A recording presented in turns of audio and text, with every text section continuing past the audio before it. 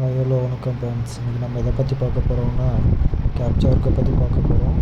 இதுக்கு Chrome browser open பண்ணி search பாரில் போயிட்டு செக் பண்ணுறதை கிளிக் பண்ணாங்கன்னா ஓப்பன் ஆகும். அதில் டூ கேப்சா அப்படின்றத நம்ம டைப் பண்ணோம்னா ஓப்பன் ஆகும்.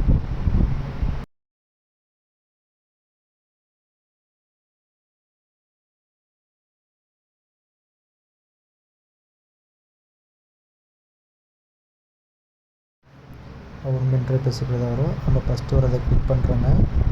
கிளிக் பண்ண உடனே ஸ்டார்ட் ஏர்னிங்னு ஒன்று இருக்கும்.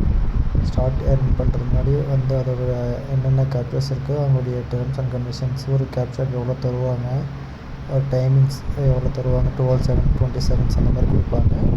அதை பார்த்துட்டு நம்ம கண்டினியூ பண்ணிக்கலாம்.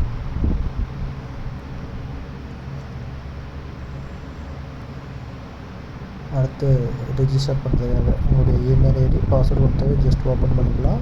இதுக்கு எந்த ஒரு விதமான லிங்க்கு எந்த ஒரு விதமான இதுவும் வராது உங்களுக்கு.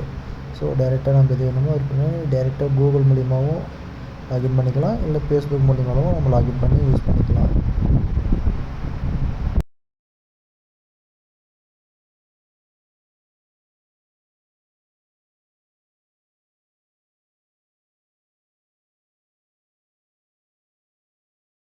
ஓப்பன் பண்ணாங்கன்னா இன்டர்ஃபேஸ் இந்த மாதிரி தான் வரும். லாகின் பண்ணிவிட்டு இதில் போய்ட்டு நம்ம இது டேர்ம்ஸ் அண்ட் கண்டிஷன் பார்த்துருக்கோம் ஏற்கனவே.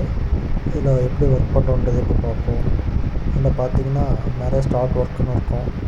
அதை கிளிக் பண்ணி பார்த்தீங்கன்னா அதோட இது கேட்கும், ரூலரோ இல்லைன்னு சொல்லிட்டு. ஸோ அதை நம்ம கண்டினியூ கொடுத்து ஸ்டார்ட் ஒர்க் கொடுத்து ஒர்க் பார்த்துக்கலாம்.